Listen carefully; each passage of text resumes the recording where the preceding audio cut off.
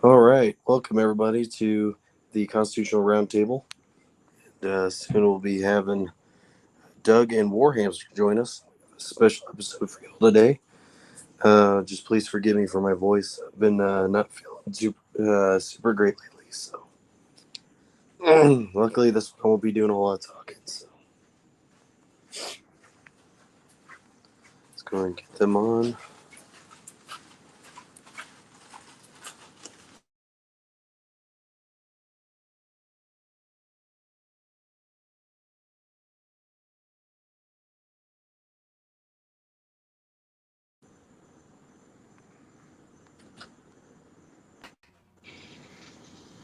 Hey, Doug.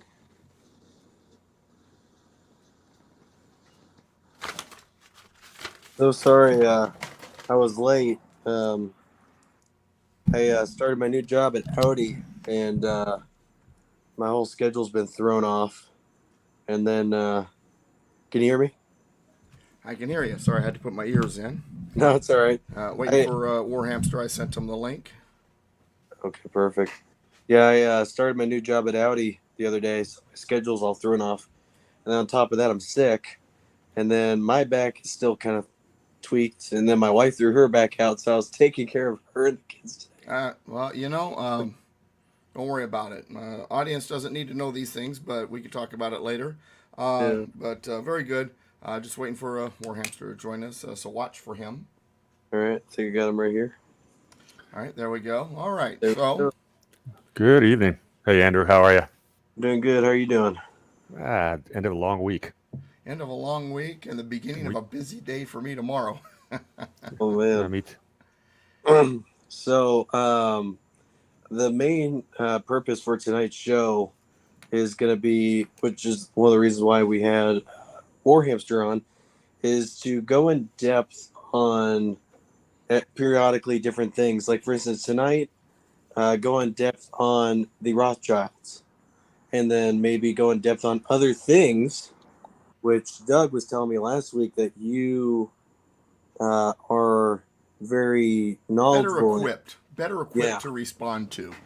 Yeah, we did talk a little bit about the Federal Reserve and banking and the constitutional end of it. And that's one of the reasons why he asked me to ask you. I couldn't remember the exact details until you triggered my memory. Thank you, Andrew.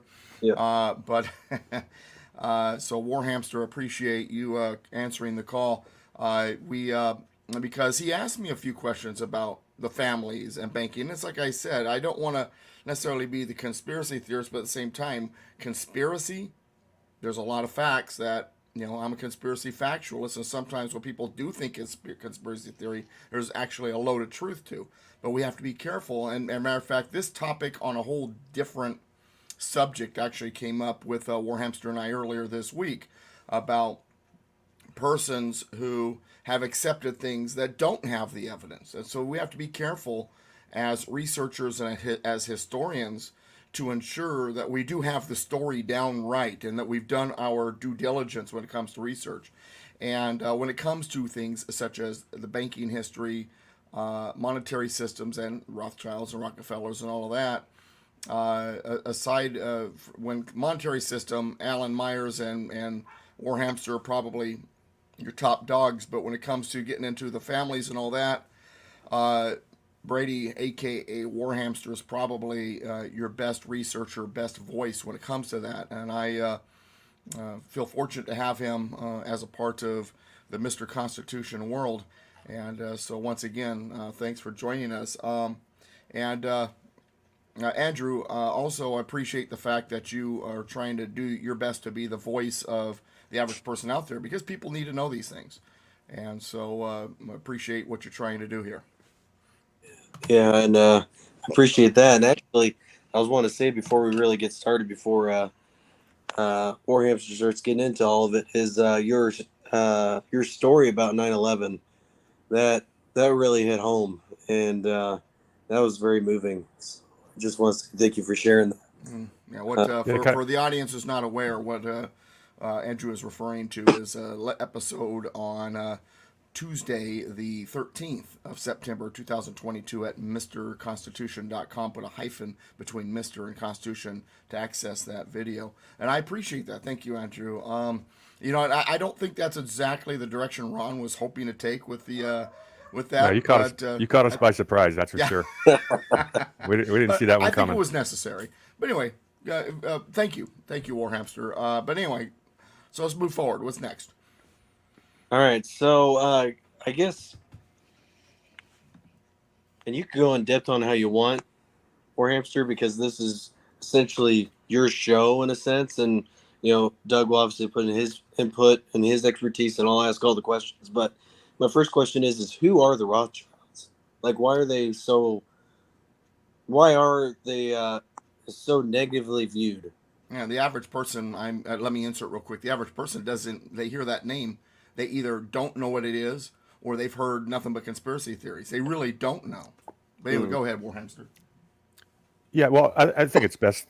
Yeah, it's a good question. I think it's best to start at the beginning when they first showed up on the scene, and that's going to be in the late 1700s. And because I didn't know this was going to be thrown at me, I might be a little off on some of the names. There's a bunch of different Rothschilds. There was Mayer, there was Nathan. I'm just going to say the Rothschild who was of the day, and I know the cities they were in. But this is a family from Germany, and I want to say it was Frankfurt. And they lived on a street, and I've seen pictures of these old houses. They were just, it was called Jew Street because the Jews were basically weren't allowed to live inside Frankfurt. The family was in the money changing business, pretty much a pawnbroker. And somehow the founder of the family made some connections, started making some money. The thing to remember about banking in the 1700s is the Holy Roman Empire had made banking usury illegal to Catholics. I think the Anglican Church had done the same, and of course the Muslims don't allow usury. The reason Jewish families got into banking is because someone had to do it. Really, to know the real history of banking and this dual entry system, you got to go back to the... let me ask a question for the audience for you. Usury. Mm-hmm. What does usury mean? Lending money at interest is the basic definition. It does not necessarily doesn't necessarily have to be abusive, but it generally is it's considered an abusive term. You'll remember the story. If you go back to biblical, and if you go back to the Bible, Bible actually tells Christians not to lend money to each other. We're not really supposed to be indebted to each other. But anyway, continue, please. So this type of banking that we're still living under today really started in Venice in the 11th, 12th, 13th centuries. And there was this is a pretty well validated story. And I think you're going to find enough evidence to back this one up that I'm okay going with it. But there's talk of the 13 families of Venice, and they may have been descended from the ancient Roman families. In fact, pretty likely that they were. But one of the biggest families was the Medicis. And one of the Medicis, what do they call it? They had a name for the heads of the family. I'll think of it here in a second. But he's the one who invented the dual entry bookkeeping system that basically led to modern day banking. And they were mercantilists. And long story short, the Venetian families married into all kinds of European royalty, and there's all kinds of intermixing that goes through that. And that ties into the Rothschild story. So, and is that because at some point the Roman Empire obviously was going away, and that's when the Europeans were starting to really become dominant? So did they do that more as a political thing, or is it just where they decided to go with it, as far as marrying with them? Yeah, I was going to go this direction with the story, but it's a great question. It led me to one of my favorite topics, so I'm gonna roll with you there, Andrew. So the theory I'm working with is you had these ancient oligarchical families of Rome, and Rome really was all about the Game of Thrones. It was a very successful empire because they were really good at organizing things and stealing other people's ideas. Rome stole just about all their architecture and everything like that from the Etruscans, who they conquered. In fact, 3 of the first 5 Roman kings were Etruscan, not Roman. The Romans ended up wiping them out just like they did everyone else around them, stole their ideas. But the Romans were great at organizing things, rule of law and order. They were good at this. But Rome was great if you were an oligarch. It wasn't so good for anybody else, including the slaves and the lower class. And it got worse and worse as through the 800 or 900 year history of the Roman Empire, when they became so decadent. that they just really couldn't be a functioning society anymore, and they were completely vulnerable to what they called were barbarians. But these European people were hardly barbarians. They just didn't have a written language, which was actually the definition of a barbarian. So Rome kind of falls by the wayside. It's not just they call it the Dark Ages, but there's all kinds of art and inventions happening in the Eastern Roman Empire at the time, and also in the Muslim lands. There was all kinds of wonderful advances going on. The Dark Ages are only dark in Europe and in the former Western Roman Empire. Eventually, some of those families reemerged in Genoa and Venice and reestablished the Mediterranean trade. They helped, they basically helped topple Constantinople, which is the capital of the Eastern Roman Empire. They established trade routes throughout the lands. Same business model that the Romans have been using. The Romans really became powerful when they defeated Carthage, who were they had all the sea routes. Once the Rome took over the Mediterranean, that's when Rome went for this small little backwater in Italy to this, one of the greatest empires the world's ever seen. So the Venetians were not exactly the nicest people in the world with their neighbors, and they irritated a bunch of people. And some of the other countries decided to mount a land invasion of Venice. And that was very close to wiping out Venice and taking all their wealth.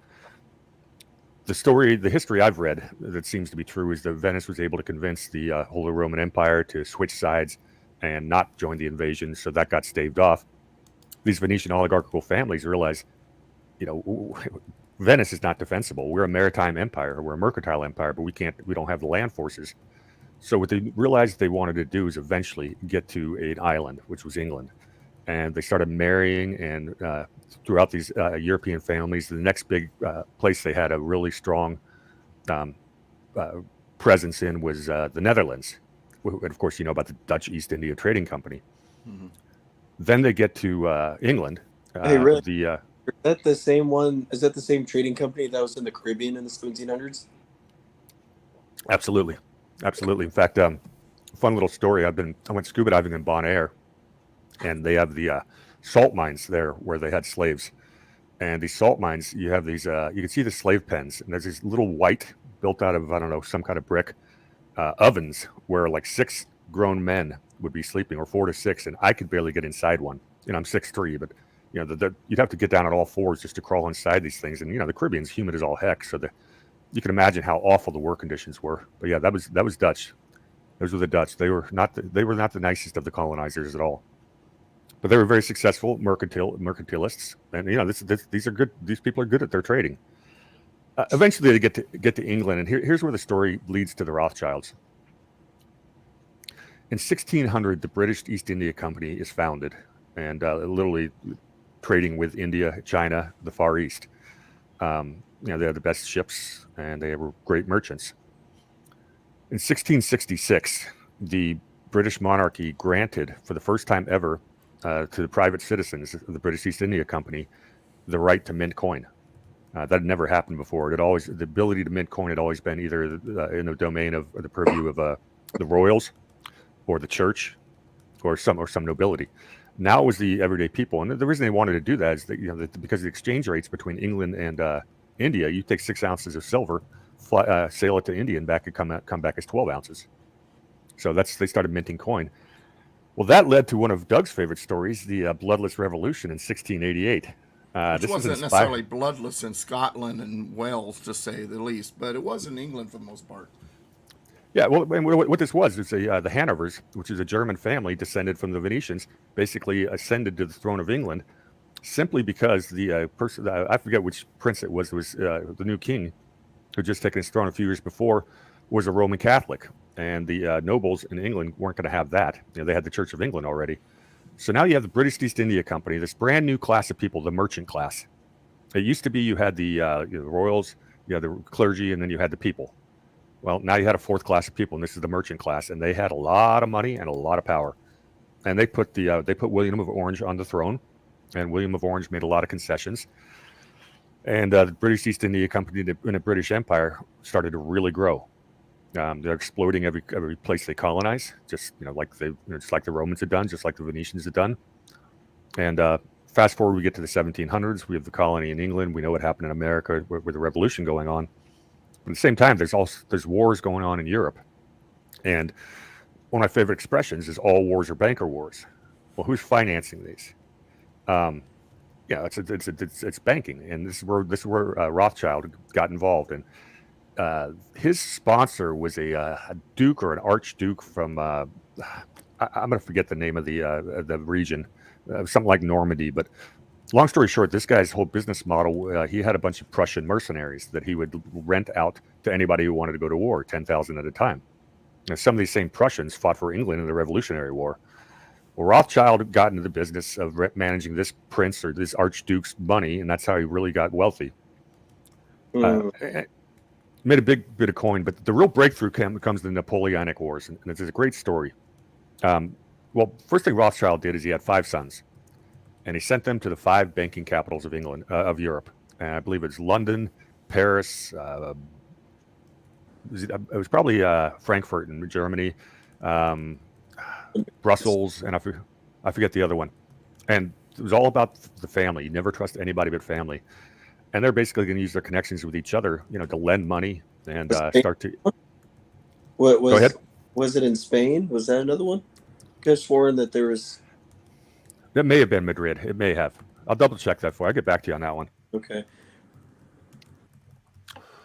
Well, so they got these 5 Rothschild banks, and they're in the this is 18th century lending. It's not like you're issuing checking accounts. You're a lot of it really was usury. The Napoleonic, what they really were good at doing is lending money to both sides of every war, and they built up a clandestine spy network throughout all the capitals of Europe. So they had an information advantage over everyone.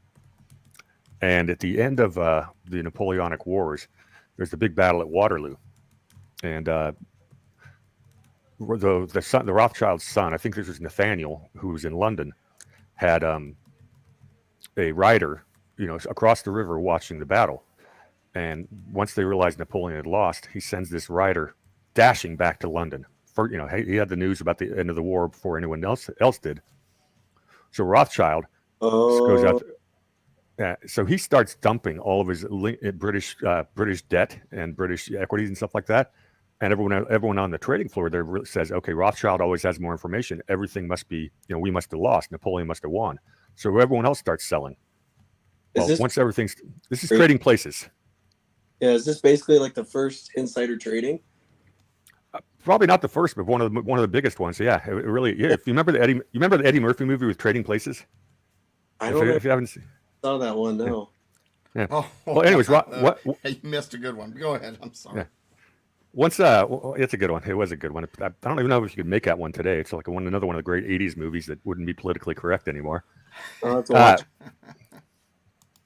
Long story short, once everyone else has sold all their stuff and it's bottomed out the market, Rothschild comes in and buys everything up on the cheap. He quadrupled his net worth in one day, and became the most powerful banker in the world at the time. Over the next couple hundred years, they just kept on getting richer and richer, and they would have operatives all over the world.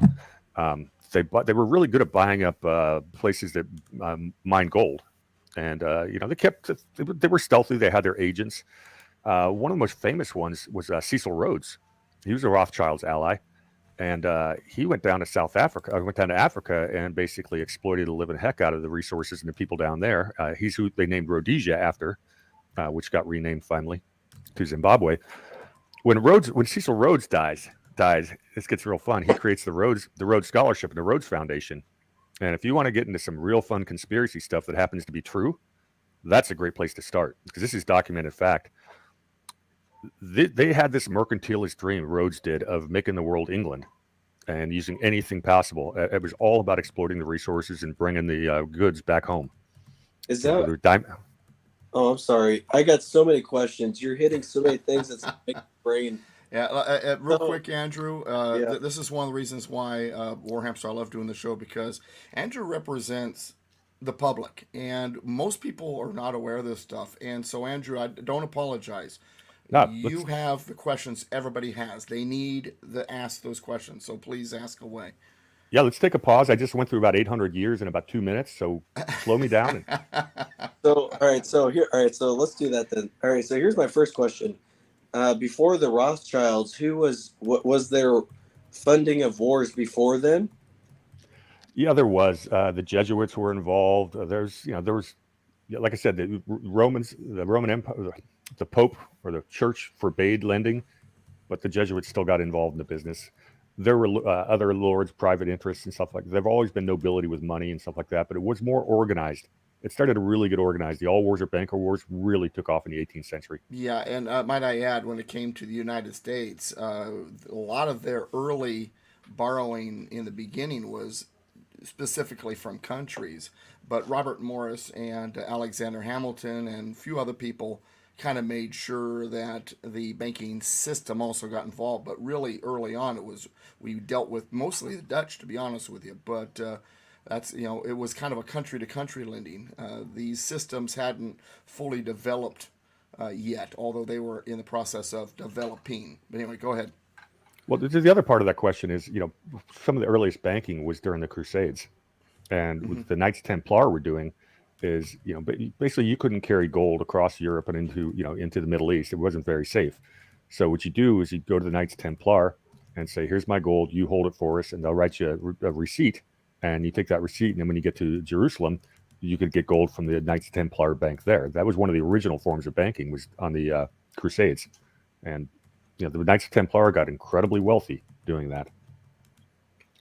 And then my next question is the ambition to make the British Empire have the sun never set on it. Was that the goal of the Rothschilds then, and not really of the crown? Because General Cornwallis, actually, that was his main, if I remember right, his main reason, and he actually died during that whole, I think he died in India from, I forgot what it was, but trying to complete that sort of like world domination, as it were. So I guess that's what I was kind of curious about. I always thought it was just, the empire trying to get bigger, but was it really the bankers trying to increase their profits? Well, I think you have the merchants, the merchant class, this Council of 300. These people now call themselves the Round Table. They're the real power behind the throne of London are these ancient families. The Rothschilds worked for them, got so wealthy they ended up getting a seat at the table themselves. But I think my understanding is I don't think the Rothschilds were, people make them out to be the evil boogeyman that runs everything. And I don't think that's the case. I think the world's far more complex. I think there are deep states, fifth columns in every country of people that, do backroom deals, don't play by the rules. They're the power brokers. They're the kingmakers. Sometimes they become the kings. Sometimes they stay hidden. And I think the Rothschilds were so financially successful, they earned themselves a seat at the table and had an awful lot of influence. But for example, in 1913 at Jekyll Island, the Rothschilds, had a couple of their agents there, but there was 9 people there, and only 2 of them were Rothschild affiliated or closely Rothschild affiliated. There's more than one power. So just think Game of Thrones on steroids. So I guess here's kind of my question. So there's more ancient families that hold more power. So really, the Rothschilds weren't one of those families, but they earned the seat at the table. So whenever you said they weren't as they were made out to be, does that mean that they weren't quite as bad as people say that they were? Or they're not as omnipotent as everyone says. If you want to judge someone on good or bad or evil, that's pretty subjective. But and I'm not going to argue with somebody who says they've done as much damage as any of the families over time, because the whole European banking model, the central banking model, is a Rothschild's creation, and that's done horrific damage. And they wield an enormous amount of power to this day, the Rothschilds. And they've fast forward to the end. What are the Rothschilds today? If you can look this up on the internet, but some of the palaces they still own, these things are bigger than football stadiums. They're gigantic. I don't even want to know how much that real estate's worth. What's known as the City of London, which is different than London proper, which is where the bank, which is basically the financial center of the world, along with Wall Street. That's the Rothschilds still own a lot of that property, and they get enormous amounts of rents. They still have through their different trusts and family. It's so hidden these days, and they obviously, it doesn't pay to be famous if you're going to wield that kind of power. You want to keep a low profile, so they do it through blind trusts, and they own most of the gold mines and other precious resources around the world. And ask yourself this: name one major country that produces precious metals in abundance that it hasn't been in war, hasn't been in turmoil for the last century plus. That's on purpose. That's to keep the people poor. Yeah. And that's the Rothschilds are still involved in that. And what happens in the 19th century in America after we get out of the Civil War? Or do you have more questions before I go on? Yeah.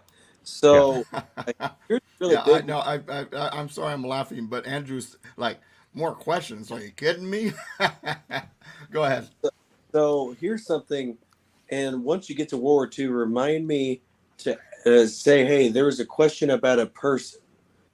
And so I will remember, because I don't want to jump ahead. But is there a reason why Switzerland has always been neutral in every war? That's a great almost question. Another 2-hour show on its own, but go ahead. Well, speaking of which, how long are we going tonight? Actually, so I know we normally do an hour, but Andrew and I, what happens is we get to going on topics so well that we tend to go a little over. Let's just say that. Hey, honestly, I mean, if Doug has to go, but you want to stay, I mean. Oh, I'm just feeling discarded, buddy. No, I'm kidding. Go ahead. That Switzerland question. Switzerland, yeah, that's a good question. Go ahead.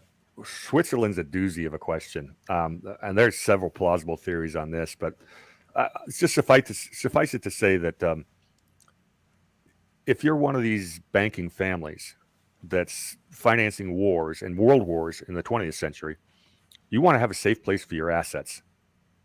That's Switzerland, and people on all sides have got their money there. There are some secrets and theories and rumors about Switzerland. I don't think we'll ever. I mean, I would say the two places I would like to know the truth about more than any other would be the Vatican. I want to see those vaults, and Switzerland. What is hidden in Switzerland? What's really interesting when they decided they got involved in the Russia-Ukraine war and said, we're not going to be neutral on this one. I said, holy smokes, that's kind of a major event that nobody's talking about. Yeah. But pick your theory about Switzerland. I have no credible evidence that any one of those theories is true or not, but it's an important question, and there's several good theories, and they all sort of lead to the same thing. That's where the real wealth was hidden. Mm-hmm. Interesting. Real quick, if you don't mind, Switzerland kind of reminds me, and this is to kind of help the listener or viewer to kind of properly digest this. If you've ever watched the John Wick movies, there's that hotel where they're all criminals, they're all assassins, they're all after each other, but that's the one place where everybody knows they're safe, and they'll sit there and they'll have a drink, and the wars against each other are kind of at bay while they're at that hotel, the Continental in the movies, the John Wick movies. So if you've watched those movies, to me, Switzerland is sort of like the Continental in the John Wick movies. Does that sound fair, Warhamster? I think it's really insightful. It's more than fair. I think what I'm describing of the way this Game of Thrones works is very similar to what the John Wick scenario is, with a lot less violence, a lot more clandestine, a lot more smoke, a lot more meetings in smoke-filled rooms and stuff like that. But I think that's how that part of the world actually works. Yeah, because the reason why I asked that question too is just because, like, for instance, even Hitler avoided Switzerland. Like, it's right there. Yeah, interesting story. When my parents left Germany, my grandparents left Germany in 1938, I think it was, they escaped through Switzerland. So that's the family history. Well, there's Switzerland people, and I don't know exactly who it was, but they were smuggling people out of Germany, and were giving them fake. It was like fake passes to leave Germany, and they were trying to get as many Jews out as possible. And there's actually a movie done about it. I don't know how accurate it is, but supposedly that was, that was a big thing. Was a lot of people were getting smuggled. We're getting smuggled out of Germany through Switzerland. So, yeah, there's like an underground railroad going on. Yeah, my grandparents, they were not Jewish; they were devout Roman Catholics. Grandfather was a high-ranking doctor, and he didn't like what he saw, and so he got his young family the heck out. And Apparently, he had one of his relatives was already in the Maryland area, and he figured that's going to be a better place to be. You know, and Switzerland's place as kind of the center of the world and kind of where the world international kind of thing kind of circles around us is also apparent even in a lot of what I talk about when it comes to the Constitution. One of the documents, the resources that the founding fathers used, an international dictionary basically of legal terms that all the countries kind of circled around, and agreed that it was kind of for all of the European countries to follow, and America accepted this, is called Vattel's Law of Nations. And where did it come from? Switzerland. So Switzerland really was in many ways the hub of kind of where everybody gets kind of operated through, be it the nefarious or not so nefarious. It is an interesting connection when it comes to Switzerland, how it has played the part as, in a sense, a hub or a connecting location, the continental, if you want to use the John Wick analogy, in the world throughout history. And like I said, even when it comes to the constitutional discussions, Switzerland sneaks in. So it is kind of a fascinating story. And I have a feeling, hearing Brady talk about this, is that that what we know about the history of Switzerland is still developing. Yeah, there's a lot of secrets. Little point. I used to work for a Swiss bank, UBS. So and I've met the Swiss bankers. They're very good at what they do. Not very nice people. They were a pleasure to work with. Yeah. That was before I knew 1/10 or even 100th of what I know now about world history. So I didn't know. For some reason, Gringotts and Harry Potter suddenly popped into my head too. But anyway, with the goblins. But anyway.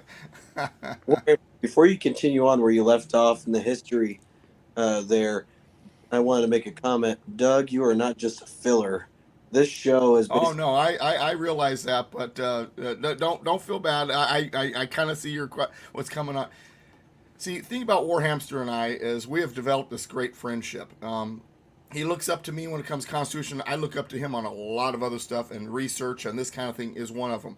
And one of the things that I appreciate about Warhamster, one of the reasons why we work so well together, is there's no ego here.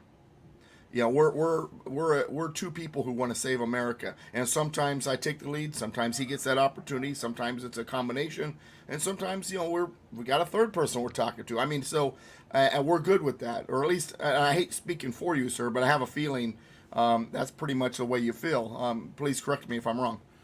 I would have. If you were wrong, I would correct you. No, it's actually pretty funny, and I'm not going to, because you're right. That was really funny. The last couple of weeks in our live Constitution classes we do here in San Diego, I've actually probably spoken way more than I expected to. It's just because we're on a couple topics that are just really near and dear to me. And Doug just hands over the microphone. He goes, "All right, do your thing." I try to keep it quick and concise. So it's a good it's a good tag team. We both got we both have our strengths. And 2 years ago, you couldn't have got me on this. You couldn't have got me on this camera, on this live stream. I was so camera shy. And Doug just kept dragging me up there to speak in front of class in the Zoom. And I finally got over my fear of camera and public speaking. I'm almost there. But Doug, you're an important asset to the cause. So I'm glad you're here. Well, thank you. So I believe you left off in the 1700s when the British Empire, or was it the 16? When the British Empire basically left off where the British Empire was starting to take over. Yeah. Well, you know about the empire that never set. They kept, colonizing everywhere. Some of the colonies broke away. I think it starts to get interesting again in post Civil War in America. From 1865 through about 1898. Doug, help me out. What's the name of that period of time? It's the Gilded Age. Thank you. The Gilded Age is the age of the robber barons, and that's where these families, American oligarchs, rose up seemingly out of nowhere. A lot of pseudo historians and real historians will say there's a lot of British connections, but that's where you got the Carnegies in steel. It's where you got the Rockefellers in oil. It's where you got the J.P. Morgan. Go ahead. Sorry. With the Rockefellers, I actually found out that his great grandfather, something like that, would swindle people out of like their properties and stuff like that. And oh man, what else was it? He was like a doctor at one point or something, but then he was I don't know. So I dug a little bit into it, but I thought that was kind of. But anyway, Yeah, I'll talk more Rockefeller before we're done because Yeah, and I want to just make everybody aware how quickly time flies. We are at 10 before top of the hour. Granted, we got started a little late in the sense of the live feed, but I am more than happy to go 10, 15, 20, whatever we have to at least have a good ending point. And I have a feeling, Warhamster, you might have to return. And this show is developing too, and I've been calling it the Little Big Show because it's the little show with a lot of big potential, and with Andrew and all that. So don't be worried about the hour unless you really need to go. no, I'm in no hurry. There's a little timer up there in the top left-hand corner of my screen that says we've been going for 35 minutes, so we can do it another like I half said, hour we got at least. started a little late. Yeah. yeah. However y'all want to do it. So anyways, we're in the Gilded Age, and you got all these families, the Rockefellers, the Carnegies, the Morgans. You got even smaller fiefdoms, but these are the robber barons. There was an HBO special that came on last year called The Gilded Age. And if you really want to understand what that period was like, this does a really good job of it. Here we are in America where we're supposed to be, everyone's equal. We don't have lords and ladies, and nobody has to bow to anybody. And yet we've got a class system that came out of the Northeast Puritan movement. We had a class system here in America, and we still do to this day.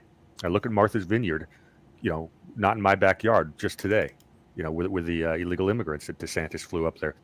This is a class system that our forefathers came here to get away from. They came here to get away from the class system.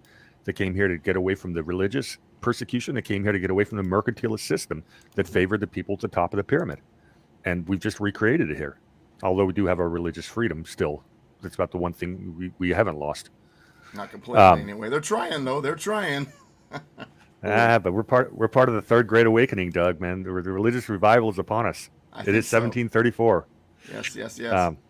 Yeah, that's coming back. It's certainly happening for me. But so these are all these robber barons, and these are the most ruthless business people you've ever met. They destroyed competition. They're cartels. Yeah, here's an important point of what all this wraps around with this concept of a cartel. And that's where you have in any industry or region, you've got people that are presumably competing against each other, but they're not. They're organizing. If we're talking about steel, one person's mining the raw materials, the other person's involved in smelting the ore, the third person's in the distribution or the making it into something. And they're all working together. And what the whole purpose to have a cartel and why they work together is to maximize your own benefit, but much more importantly, to destroy your competition. Competition is a sin. That's a quote from Rockefeller.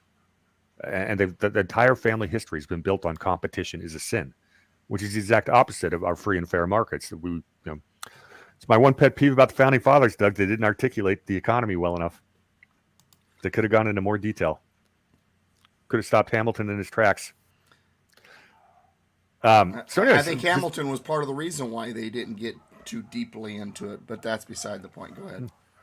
Well, so this is where the Rothschild banks are coming over to America.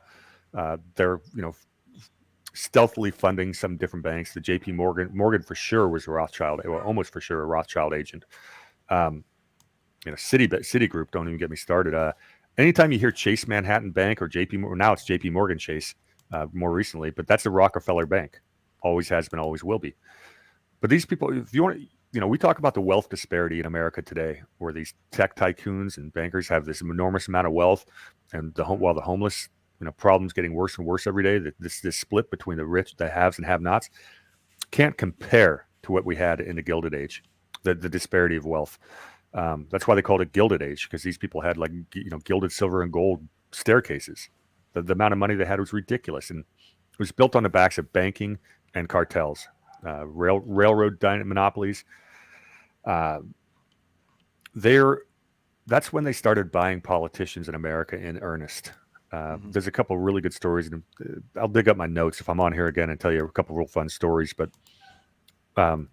there's a law firm called Sullivan and Cromwell, who specifically catered to a group of about 50 old blue blood New England Protestant, Puritan families, and they were the first. They were the original CIA.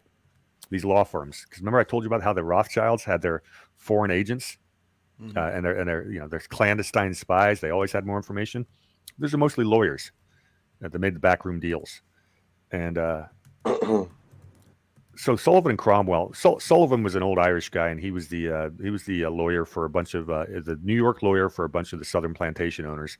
He passed away in the 1870s, but the firm kept his name. His younger partner Cromwell is the important one. Any relation to any other Cromwells? I don't know. That's an interesting question, and nobody's ever answered that for me adequately. Cromwell was the lawyer who basically paved the way for Panama to get annexed from Colombia so that America could build the Panama Canal so that our fruit companies could have an advantage over their competition. These were corporate lawyers. They were performing American foreign policy on behalf of their corporate owners. This has basically been America's foreign policy ever since. Most of the wars we've fought and most of the stuff we've done has been for corporate interests. Very few exceptions to this. I'm not going to go too deep into that. Maybe we'll do that another time. But I want to finish it up on the Rothschilds. Well, the Rothschilds are involved in all these bankers. Depending on who you ask, they're in charge of all the banks. Or the Sullivan and Cromwell, they were the ones there that paved the way for our first invasion of a foreign country, which was Hawaii, where America occupied and took over a country, a foreign nation. Then we had the Spanish-American War, and the Philippines and Puerto Rico become U.S. territories, and a few others. We get to the 20th century, and now you get to Jekyll Island. I guess we got to talk about Teddy Roosevelt. He's going to be in there, and he's going to bust the trusts. That was the headline. Yeah, don't believe a word of that, because these trusts were more powerful after Teddy Roosevelt than they were before. So these trusts were basically how they hid their assets from legal liability and from scrutiny. You put all your assets in a trust, and so Teddy broke up the trusts, and what reemerged is this concept of a corporation, a C corporation to be more specifically, and the first two, and the Family Foundation, the tax-free foundation created in 1910 or 11. The first two were the Carnegie Foundation and the Rockefeller Foundation. Same year they're meeting on Jekyll Island, or the representatives are meeting on Jekyll Island to hatch the Federal Reserve Act, the 16th and 17th Amendment. So basically, they put all of their family's generational wealth behind a tax-free shelter 2 years before they put the income tax on the rest of us. Now, the Rothschilds are part of this network. Some of those banks are Rothschilds banks. They're Rothschilds connected. J.P. Morgan certainly appeared to have been. But the Rockefellers... Who else? What other banks are the Rothschild banks? The Warburgs, Warburg Pincus, Paul Warburg and his brother Max, who ran the Rothschild Bank in Germany. Max might have been the architect of the Federal Reserve. He's a very bright guy. That was a banking family. They were Rothschild puppets. Warburg Pincus is a very prominent asset manager on Wall Street to this day. Some of these banks have risen. They've fallen, they've risen. They take enormous risks, and a lot of times they get bailed out. The one that always gets bailed out is another one of my former employers, Citibank. They've been bailed out by the U.S. people in the last century, something like 7 times. They've been bankrupt. Somehow they keep surviving, which is terrible. When a company runs their business poorly, they need to fail. It's called creative destruction. Don't. Well, the reason why is because are you basically saying that because as interesting as this is, I actually have Chase Bank. Chase Bank is the only one in my area that actually does any good, as far as it does not cause me a horrible headache. It'd be too much effort for me to switch, but try not to keep all my money with it. Yeah, but so sometimes we have to operate in their world just a little bit. Personally, yeah. I'm a credit union guy, but that's just me. Yeah, well, I had a credit union, but like is Wells Fargo in that same system, or they're Wells Shall we Fargo. just start throwing darts at the dartboard, and because pretty much fine. anyone you hit is going to have some type of Well, no, Wells Fargo is really interesting. They came from they're not a Rothschild bank. They came up out of the West. It was Right. basically a kind of like a credit union savings and loan that rose out of from basically gold mining back in the day. Yeah. They were the bankers The frontier. of the West. Mhm. Yeah, and by the way, one of the main reasons for the Federal Reserve, which is centralizing everything, is because the East Coast, the Northeast bankers, hated the fact that more and more wealth was growing in California and other places in the West. They don't like competition.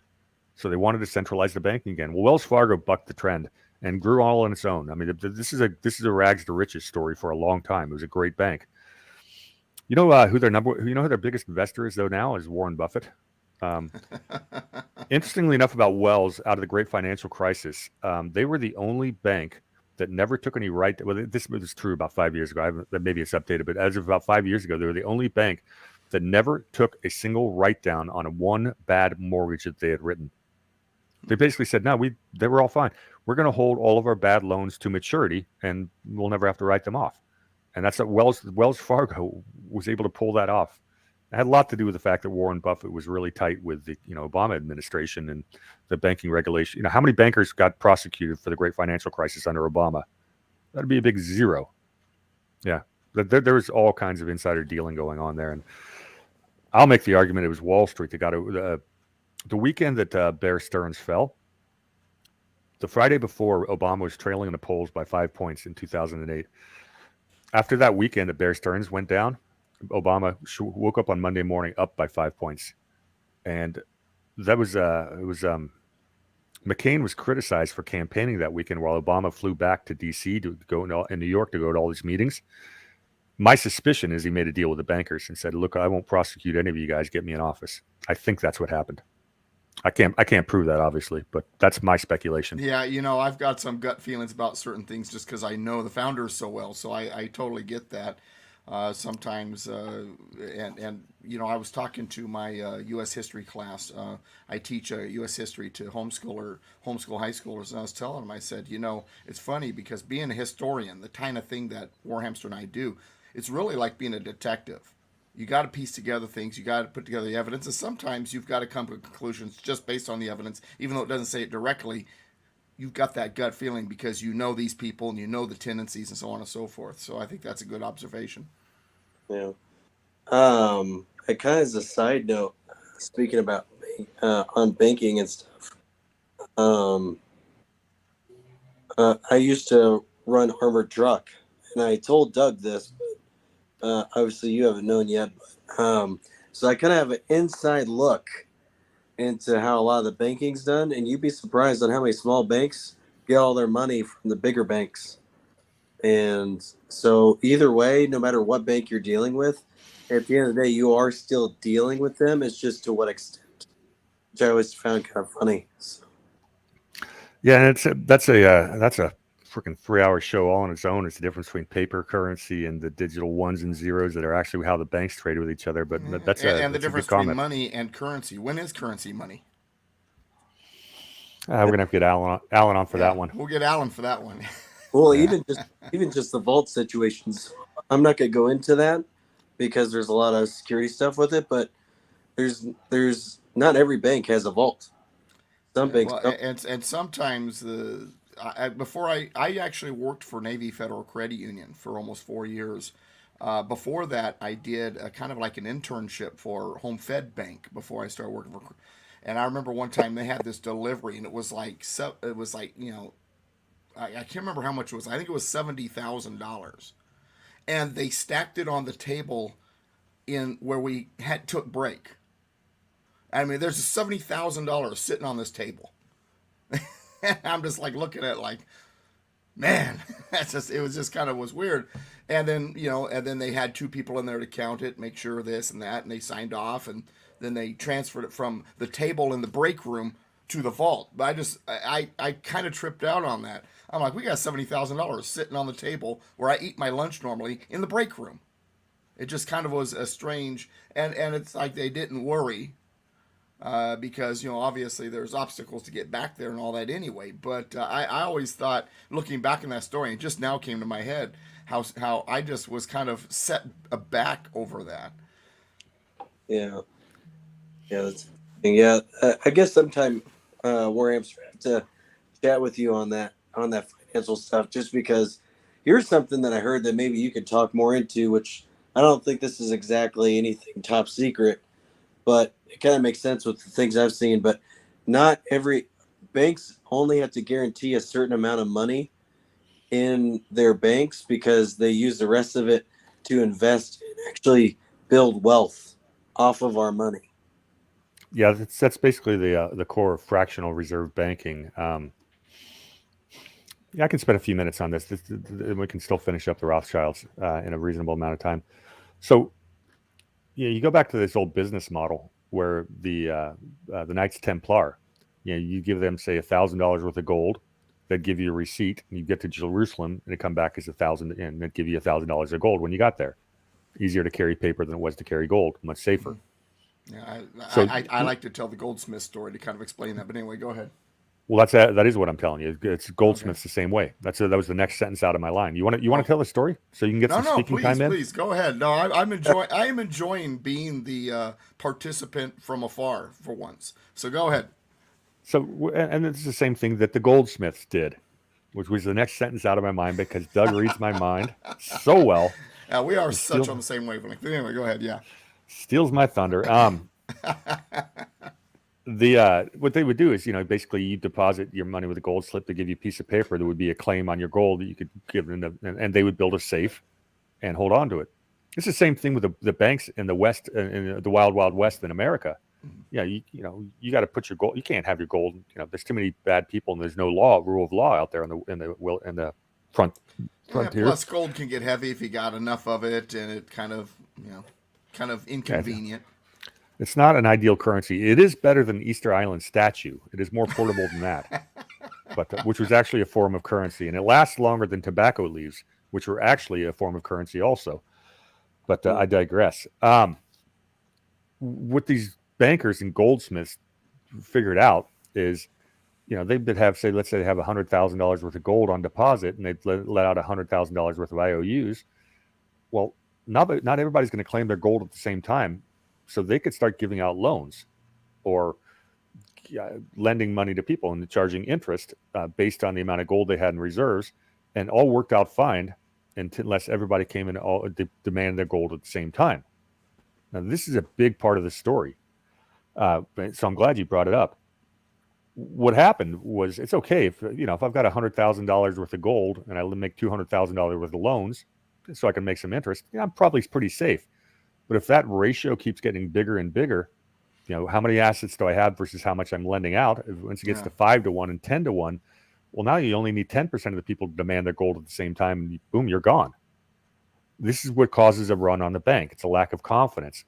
These Rothschild banks going across the Western United States, and Rothschild-style banks, even if other people were owning the banks, kept creating runs on the banks, and people would lose everything. There's no FDIC.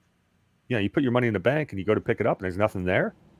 Your only option is to construct some gallows and hang the bankers who are already out of town. So this is the premise that these banksters who created this mess and done all the lending sold to the public. So they bought into the idea of the Federal Reserve Bank in 1913. And since your listeners haven't necessarily heard me talk about 1913 again, let me give you a 30-second diatribe of how wonderful 1913 was. You could do it in 30 seconds? Oh, I'm impressed. Go ahead. I'm waiting. 1913, we got the Federal Reserve. The 16th Amendment, which created the income tax. The 17th Amendment, which took away state sovereignty and basically made our U.S. senators answerable to national political parties instead of the state legislatures. But also in 1913, the Rockefellers and the Carnegies created the FDA, Federal Drug Administration. What? And the American Cancer Institute. The reason they did that is because the Rockefellers had a monopoly on petroleum-based pharmaceuticals, and they wanted to shift the entire medical practice in the Western world away from homeopathic medicine to, God, what's the word? Something else pathic, I think. Drug-based money.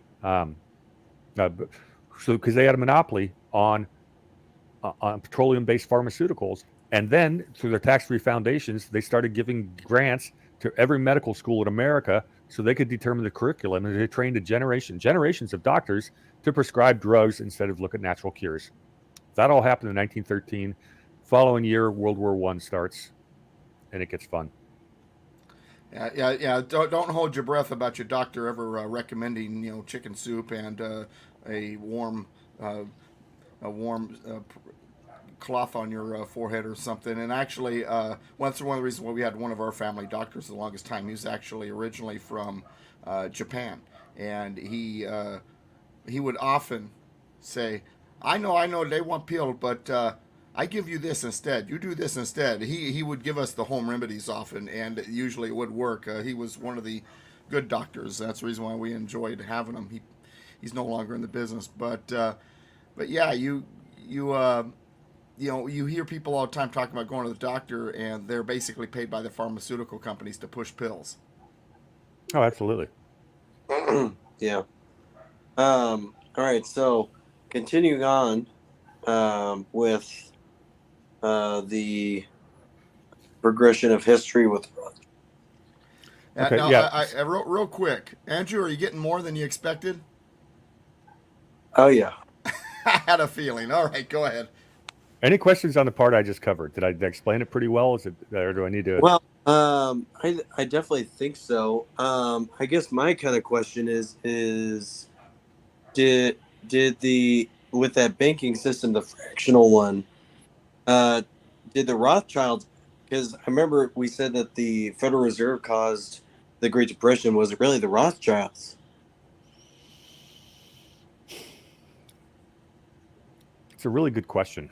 I'm see if I can give you a succinct and easy Like, answer. What the Great Depression was? Well, the Federal Reserve Bank of America did it by creating excess liquidity. The Roaring '20s, there was a lot of excesses, but they pulled the plug on the market, and they engineered the crisis. Failed policies coming out of it made it worse. That was not just in America, but in Europe as well. There's a number. As I suggested last week, while a lot of people want to blame the Smoot-Hawley Act, it wasn't necessarily the cause, but it definitely didn't help. Let me go back to 1919 and tell you about something that ties into this. Okay. To what actually caused it and these terrible policies. In 1919, the Treaty of Versailles, the peace treaty of World War I, where the Germans were basically penalized for a war they didn't start, nor did they lose. And I'll make the argument that World War I was started by these British Round Table people represented by Winston Churchill, specifically because they did not want Germany's industrial base was surpassing that of England. That was the whole point of the war. Then why bring in the Serbs? Because I believe it was a Serbian that shot the what's his face? Started World War I. Archduke Ferdinand. Yes. Yeah. Well, that's not actually that might have been the proximal cause of the. Yeah, they the war. saw it coming. I mean, I discuss this all the time. I've got this book, FDR, My Exploited Father-in-Law by Curtis B. Dahl, and he's talking about when they were grooming Woodrow Wilson for the presidency, they already saw this war in Europe on its way. And that was long before Yeah, shooting of any Serbian.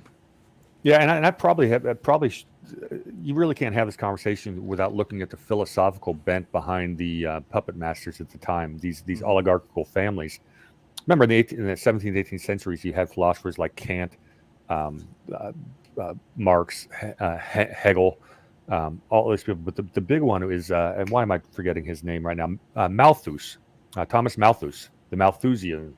That's not a name I hear often. Go ahead. Well, no, this Malthusian philosophy, which we're following today, this is World Economic Forum. This is where it all started. We're overpopulated, and the elites, are a superior breed, and the rest of us are useless eaters. Oh, and they can't stand the middle class the American system brought on. Right. So World War I was a great way to depopulate the middle class. The Main Street versus Wall Street is the way we talk about it now, but it's basically there's big picture. We don't have a racial problem in America. We've got a class struggle and problem. We've got the ultra wealthy elites that cannot, and they want to have serfs. They want to go back to feudalism. It's what they had in the Roman days. It's what they had in Venice. So they had through most of the history of England. And then the Americans had this silly little revolution and changed the world. And they do not like that. They've been fighting against it ever since in many ways. This is part of their mentality, was they wanted to depopulate, and they depopulated the heck out of Europe. When you take the entire middle and lower class and wipe out, 10, 20, 30% of their strongest, bravest men, that's going to do a number on the population. So that stuff mattered. So 1919, we're at the Treaty of Versailles after this useless war where nobody gained or lost anything besides a lot of people lost their lives, and economies were wiped out. At this peace treaty, we're sitting there with two lawyers on opposite sides of the table. One's name was Allen Dulles, and the other was John Foster Dulles. Yes, they are brothers. They were both attorneys that worked for Sullivan and Cromwell. There's a bunch of skull and bones connections in this stuff as well, but I'm not going to get into that today. What they did is they created a system in Germany, the economic system Germany would face with their punitive reparations for a war they didn't start and a war they didn't lose. It allowed the German industrial companies to just basically go bankrupt, so American financiers come in there and buy all the assets on the cheap. These are the same people. They're connected to Prescott Bush, Sullivan and Cromwell, a Wall Street bank by the name of Brown Brothers Harriman. Averell Harriman was a railroad robber baron. His son actually inherited the largest fortune in American history, right when this happened. That's what Brown Brothers Harriman was. One of their CEOs was a guy by the name of Prescott Bush. So that's where the Bush family gets involved, right there. They were financing the entire Nazi war machine buildup from 1921 all the way through 1940s. This is I have a video on my channel called American Fascists that goes into detail on this. This is all documented fact. This is not conspiracy theory. You can look this up. Hey, Warhamster, just so we're clear, and this can be a dumb question, but what is your channel? On Rumble, you can find me on Warhamster or War_Hamster. I've got both. And on Odyssey, it's War_Hamster. But thank you for the shout out.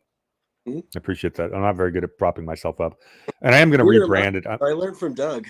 Yeah, I've gotten better. At it. When I first started, that's Andrew. You remind me of me a lot when I was first getting started, because I would not be really good at promoting and getting that out there, and I had to learn it. But Warhamster and I are going to be doing some projects in the future too. Not that I'm letting any cat out of the bag just yet, but we're working on some ideas where he and I could do some projects together, including video projects, and so I'm looking forward to that. And in a sense, and I was going to say this to him later, but I'm going to say this on the air. In a sense, Andrew, your show is sort of a dry run for us. It's given us a chance to see how we work together, and so appreciate the opportunity. Thank you. Yeah, and I would echo that. You could come on anytime. I mean, yeah. Not only because we're a part of your show, but I'm sure you're learning quite a bit and enjoying the opportunity as well. Oh yeah, 100%. You taught me. I love history, and I love this kind of stuff. So your content is actually exactly the stuff I like, because it's not, unless I'm interpreting it wrong, it's not quite the 17th letter of the alphabet, but it's also not, C-SPAN. Conspiracy factualism, my friend. Yeah, and it's a very important point, and Doug and I have been having a lot of conversations about this lately. There's a lot of people that are really good patriots, friends of ours, that believe a certain, patriots are in charge or what have you, or they understand there's something wrong. They understand who the bad guys are. They're on. I go into a foxhole with these guys every time, but they don't stick with objective, improvable truth, and they will take a reality and try to twist it. They take a new bit of information, try to twist it into their preconceived narrative, as opposed to objectively looking at new information and saying, does that change my thesis, my baseline? Mm-hmm. So we deal in probabilities, plausibilities, and possibilities. Uh, I want to go with the most plausible narrative. And just the other day, I got called out on this online. Someone says, Warhamster, you were dead wrong that the Russian invasion of Ukraine would only last a matter of weeks. I go, you're absolutely correct. I was wrong. I made that prediction based on the best information I had available at the time. New facts came out. I'm allowed to change my mind. And guess what? I was also wrong 4 weeks before that when I said I don't think Russia's going to invade. So that's me being wrong twice. But guess what? That's called being objective. We're not going to be right all the time. Yeah. Because I mean, and Doug and I were talking about this the other day, but because the way how I look at things, because my wife and I, we first really were like into that whole stuff, but we kind of were. Like, one of the ways that I knew about Doug was through Scott McKay, and you know, there's just some things after a while where it's just kind of like, is this actually valid information, or is this just speculation? Yeah, that's a good way of asking the question. I got to meet Scott McKay earlier this year, and he's a really nice guy. No doubt in my mind he's a patriot, but look, there are some people in our movement that are grifters that are just trying to make money off this by pushing false information. I'm not going to name names. It's not my job to do. I'll let Jordan Sather do that work. But there's also a lot of people that are really they have the best of intentions. They're total patriots. They're good people. They've become, this is a tough time to be alive. I mean, this is a really stressful time. And they've found a worldview or a narrative that gives them hope that they're clinging to. And, maybe they may end up being correct on a lot of this stuff. So, like when I talked to a couple of the guys that I used to, that Doug knows well, I said, I don't know that you're wrong. I just think as time goes on and more information comes out, it becomes less and less likely that the narrative that you were saying 2 years ago, it seems less likely than it is today. And we just don't have any objective evidence that you're correct. Mm-hmm. But you still may end up being. That said, there's a lot of things a few years ago where I thought was maybe a little too far, and then evidence coming in, I'm going, whoa, that one was actually on target. So, as a historian, as a political pundit, you kind of keep your ear to the ground, and you got to be careful. And I was talking to Warhamster about this yesterday. I don't get into the practice of predictions and being a prophet, because the bad thing about prophets are two things. Number one, the moment you're wrong, you're out of business. And number two, if you're a biblical prophet, that means you're also going to be killed. So I'd rather stay away from that. I'd rather stay away from the prophet business. But I will tell people sometimes this is what I think might happen. But I always give that caveat. This is, as Warhamster was saying earlier, this is based on information I have, but we really don't know until we get there. Yeah, and oh, you go ahead. No, please, it's your show. That's one of the reasons why I also my voice is killing me. That's also one of the reasons why I wanted to have you on the show, is because I appreciate Doug's point of view on things. It's not, let's get into these theories and we're going to talk about them like as if they're fact. I love how Doug always says, give me the evidence. With some things you need faith, obviously, and with some things, faith is all you got. But when it comes to a lot of things, we need to see the evidence, and that's also one of the reasons why I want to have you on, is because I felt like you would give me more actual evidential facts than, well, the Rothschilds were actually reptilians, and here's the person, Andrew, here's one of my favorite things to say. If it turns out that the Rothschilds are actually reptilians, I'm not going to be stunned. I allow that for that possibility. We live in clown world right now. It is, look, if Hillary Clinton, ends up, like on V, eating a fly with their lizard tongue, I'm not going to be shocked. I don't think that's the case. It doesn't appear that they're lizards, even though they act like lizard people. Yeah. But I'm not eliminating anything at this point. Yeah. And my thing has always been, unfortunately, we've let the jesters take over, and whenever you let the jesters take over, the world becomes a circus. Well, yeah, and Well, it's important. No, it's important. Sorry, Andrew. Let me, if I may interrupt you this time.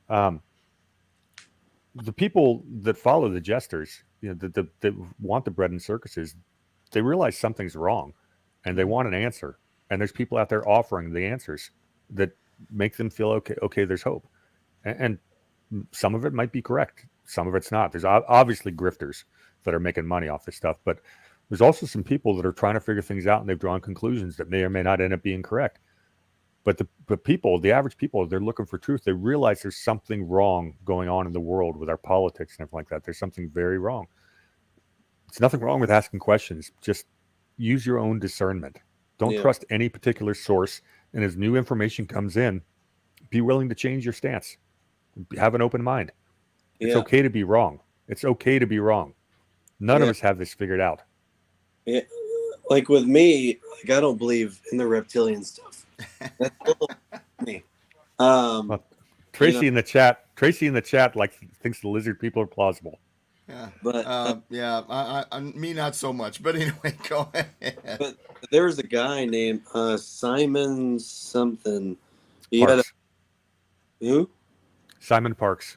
Yes, and that guy was so like, all right, it's happening now. It's gonna happen next week. Oh, I got this intelligence. He's one of the people that definitely made me kind of go,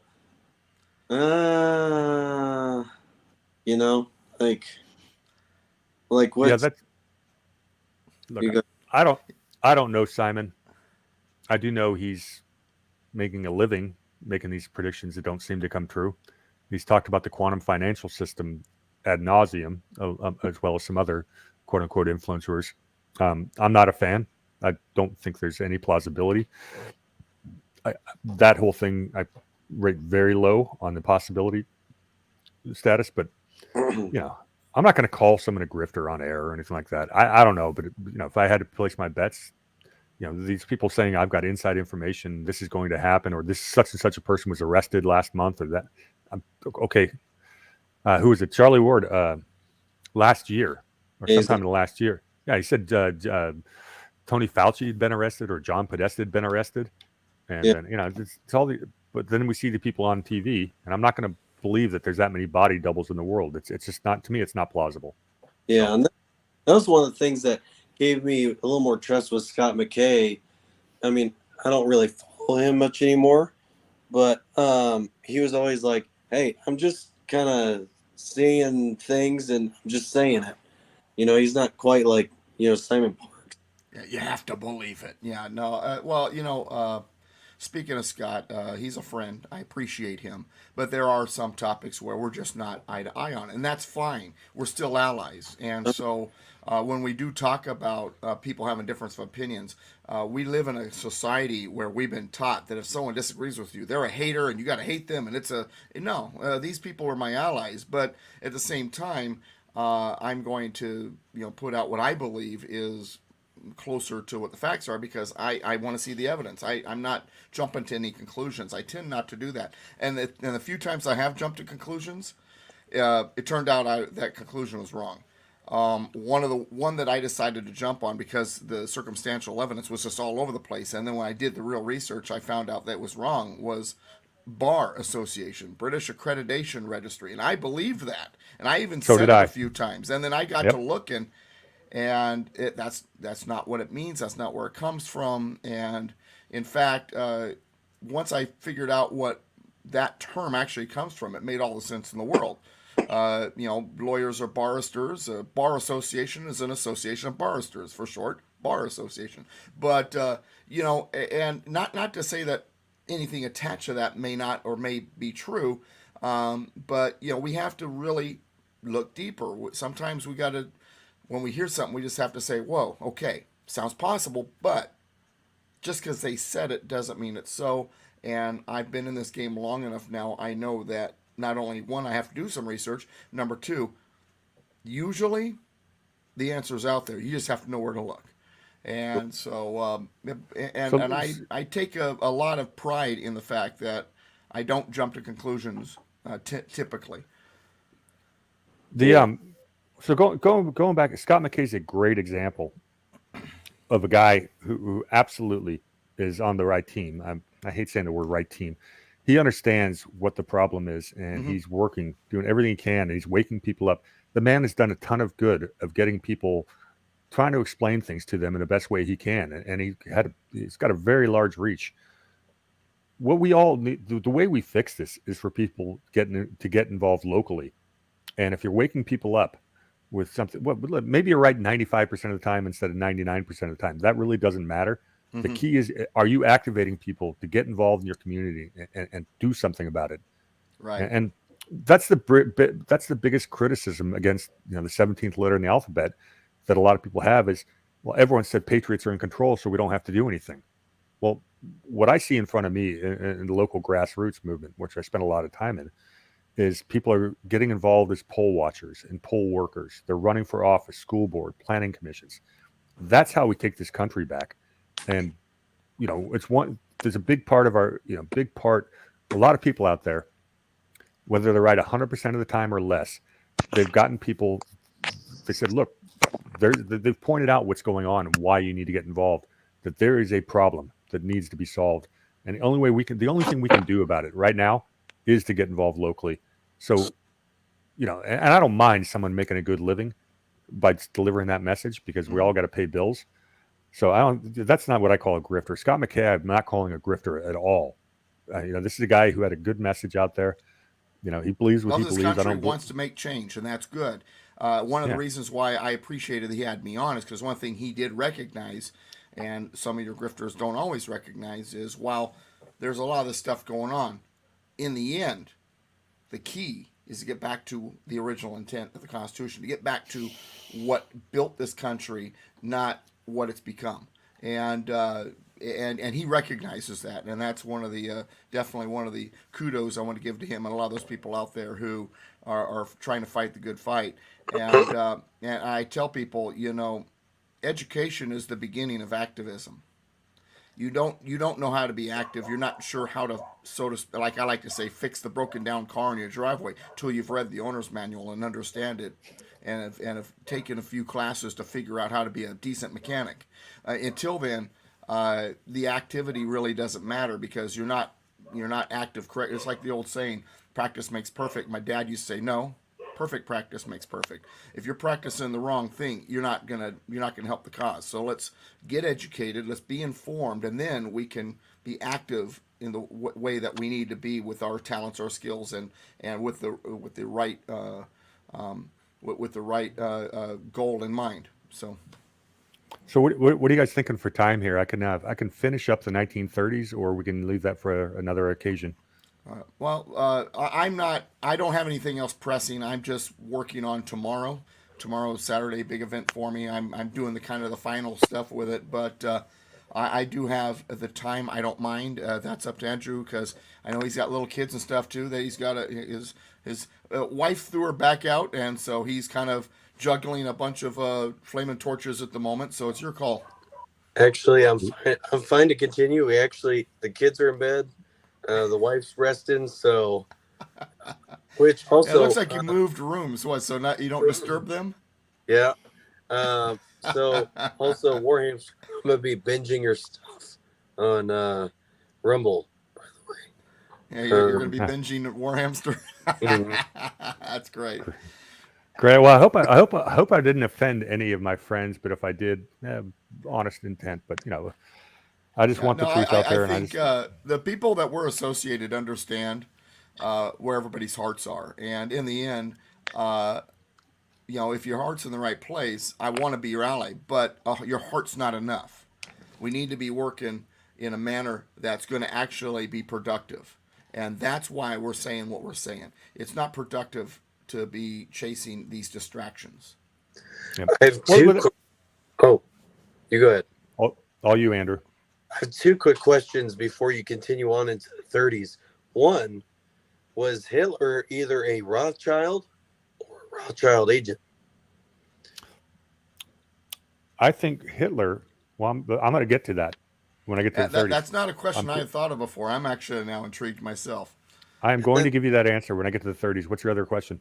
And then my other question is, so with all the talk of top secret, deep state and all that stuff. The Atomic Energy Commission back in World War II, they've changed. They're the only agency that have changed their name 4 times. They're now known as the Department of Energy. Are they tied in with all this? Because they hold the most top secrets. Yeah, let me say something real quick to that effect, real quick, in my own observation, and then Warhamster, it's all yours. That's like asking if a one of the limbs of your favorite baseball player is involved in baseball. They are a part of a whole. So just recognize that. But anyway, all right, go ahead, Warhamster. Well, I'll address the second question right now, even though it's a little bit. Oops, I just heard a interesting notification. You guys can still hear me? Thumbs up, please. Yes, sir.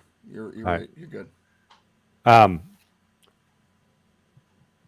So when you start talking about the atomic energy, everything like that absolutely leads into Operation Paperclip, which is when post World War II, the CIA brought an awful lot of Nazi scientists over to America. They never faced the Nuremberg trials. That's part of the story I'm about to tell. Ooh, okay.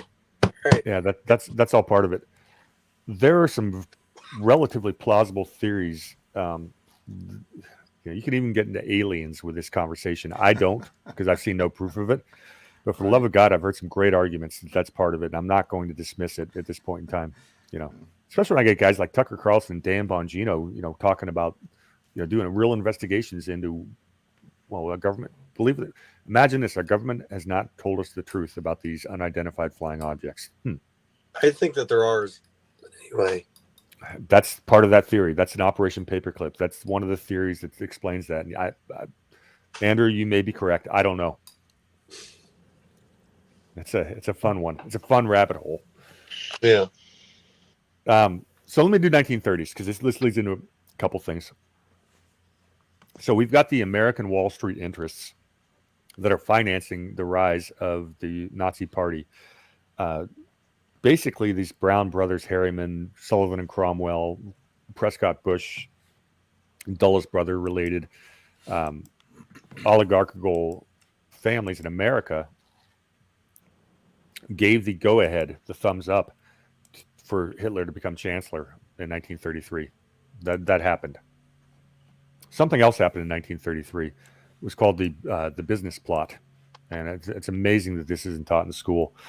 These same names, these Wall Street interests, recruited a guy by the name of Major General Smedley Butler, who was the most decorated Marine in history. He wrote a book called War is a Racket, and there's about an hour and 20-minute long video on YouTube that everybody should watch of his monologue, where he talks about how for 35 years he was leading U.S. troops ostensibly fighting for America's defense, but what he was doing is just conquering small little countries in Central America so U.S. corporations can go there and exploit the resources. That's why we created the banana republics. That was basically we would destabilize these countries in Nicaragua and Honduras, and United States fruit, U.S. fruit, and Dole, and all these connected families would go in there with their corporations and bring back fruit a lot cheaper. We used our military for corporate purposes. Well, these same people decided they didn't like FDR, and they wanted to get rid of him. They wanted to set up a fascist system, military run, here in America, and this happened.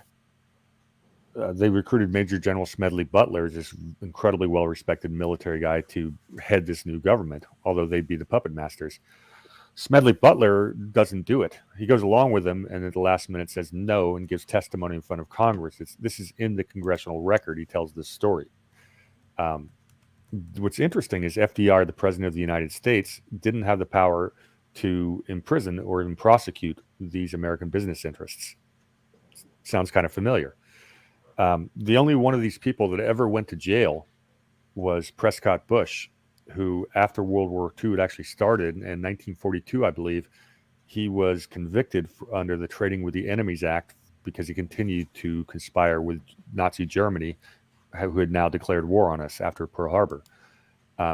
Prescott Bush was a convicted traitor, and yet two of his offspring became presidents of the United States.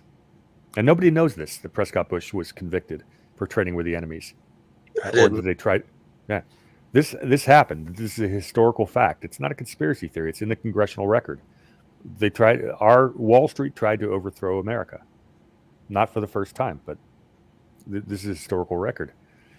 And is that related to the Rothschilds? Well, yes and no. In 1917, you had the Bolshevik Revolution.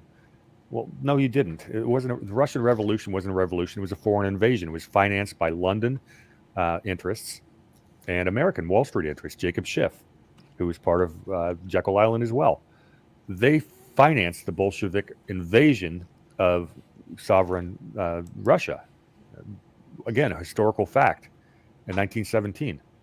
A lot of Ukrainians involved in that. About half the Bolsheviks were Ukrainians. So now you know where you get a lot of the bad blood. But we're not allowed to talk about this stuff. We're not taught this real history. Woodrow Wilson had to, Trotsky was living in New York City, and Jacob Schiff gave him $1 million, and they were shipping. He was going to jumped on a ship. He was heading over to Europe to help with this Russian invasion. The Canadians seized the ship, and Woodrow Wilson intervenes with the Canadians on behalf of Trotsky, who became one of the three leaders of the Bolshevik, invasion, where they massacred the Romanovs.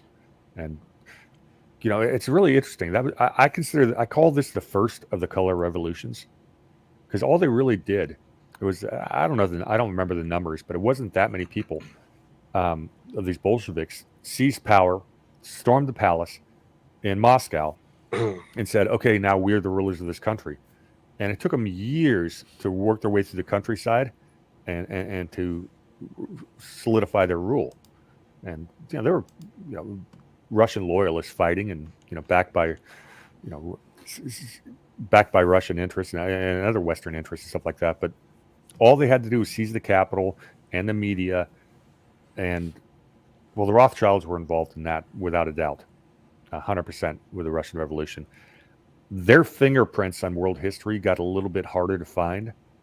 Pretty much from 1917 on, they were less visible. What I will say is that Lynn Forrester Rothschild is alive and well today and sits on a lot of boards at the World Economic Forum right this minute. And so the Rothschilds are still alive and well and still meddling in foreign affairs.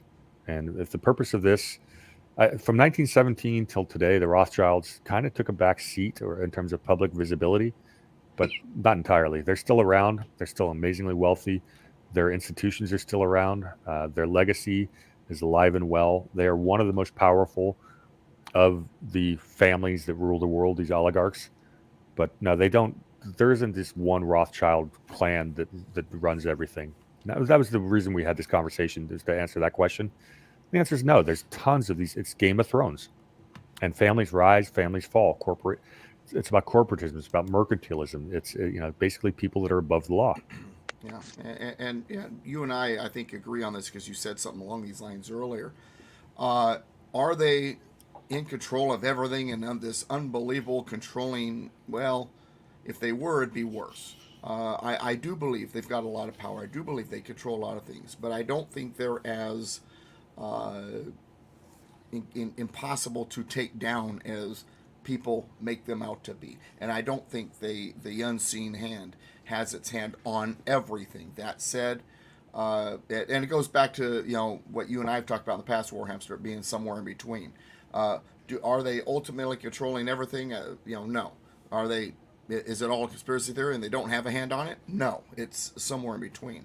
But they are powerful. They are, that the unseen hand is definitely moving through a lot of things that influence us directly and indirectly. But this is not something that can't someday be changed. Yeah, and just to agree with Doug, the way I phrase it is, if they were in total control, they wouldn't bother lying to us like they do every single day from the podium of the White House. They're still lying every single day. Yeah. So that tells me there's hope. Very good. Andrew, got any other questions? I think that's it as far as those. You definitely got, well, like I said, we target an hour and we usually go about an hour and a half, and we're at the hour and a half live right now. And so that's pretty much on target with what's normal for Andrew and I.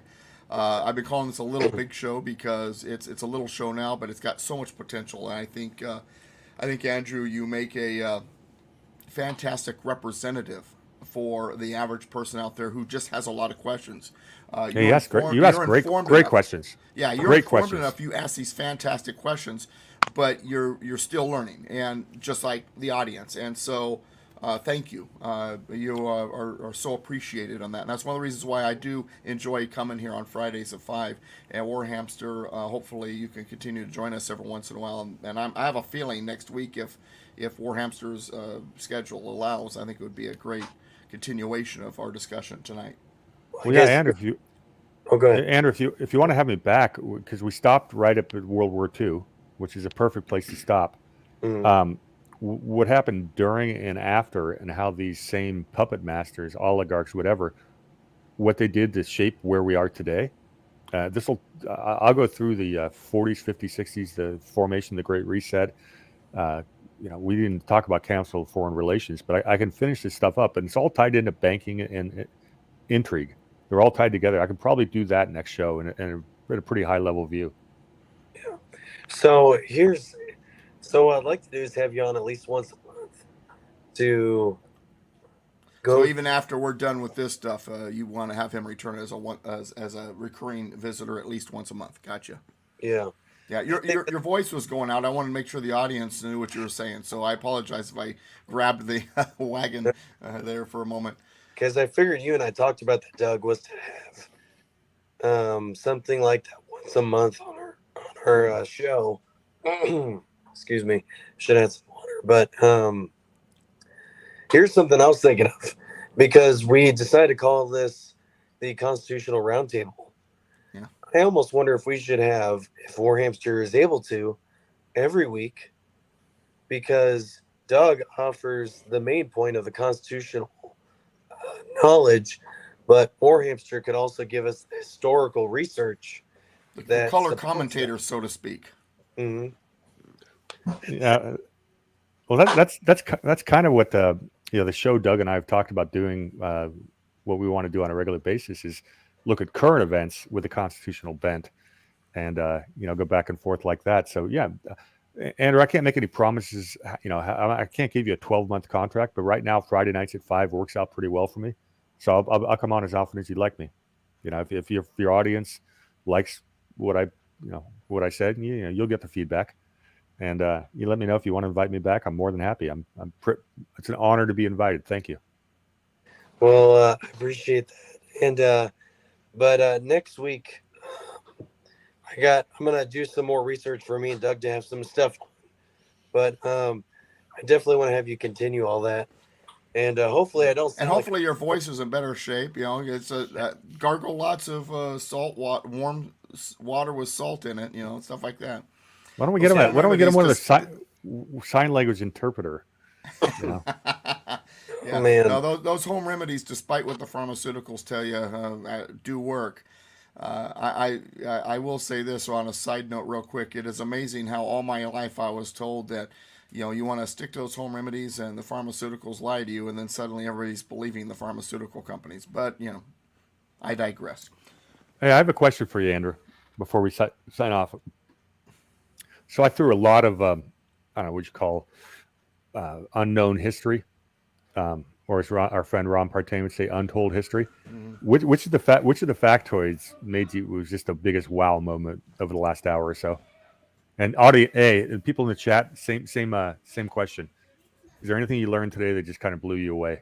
Because I'm curious. I'm trying to think. Honestly, all of it was very interesting. I think it was just literally just going through it, connecting the dots was big for me, because not a lot of it was something I didn't quite know. Like, a lot of my questions were more leading questions than yeah. But the way how you put it together really, I don't know if you noticed, but every now and again I'll be like, oh, I did not realize. Trigger. Yeah. So I would say for me, it was mostly how you put it together, really brought it in, but then presented a perspective of, oh wow, this is not exactly the the thing that we've been told all of our time. That really this is. It kind of makes me wonder about the whole birth certificate thing. I'm sure you've We'll, heard of we'll that. we'll get to that some other time, but I will say this: Warhamster and I both have a tendency to do that to people. That's not what I was told. Exactly. Uh, we get that a lot, Yeah. and that's part of the fun of doing what we do too. Is it's truly a joy to inform like that. I get a personal, I have a personal enjoyment out of just watching people light up and go, wow, I didn't know that. But also, on a more serious note, that's necessary because, as I said earlier, if we're going to be active, we need to be informed. And Well, all of this is a part of it: Constitution, history, and even picking apart some of these things that we've been told or not been told, and all of that. It's all necessary. Yeah. and And Doug, you yourself actually have given me probably the most like moments of anybody just because it, it made me realize how little I actually knew about my own country. And like the second like the thing that always cracks me up is which I understood immediately, but like with Ron and the Second Amendment, how you explain that, that's still I think still kind of racks his brain a little bit that of how that's Yeah, he argued with me in the beginning about it. We went around and around, and then when he finally came around to understanding what I was trying to say, and it finally clicked. And it's not that I wasn't understanding it correctly. It's just that we have these ideas that are those towers are hard to take down. Not that I mean to make a 9/11 reference, but they're it's tough for us to get past what we think we know. And because we've been convinced of things all of our life, and then for someone to say, "Well, that's not quite true," sometimes it's hard to wrap our mind around. But yeah, yeah, that was so Ron, much. when That was go so ahead. much fun, Doug. There was so much fun.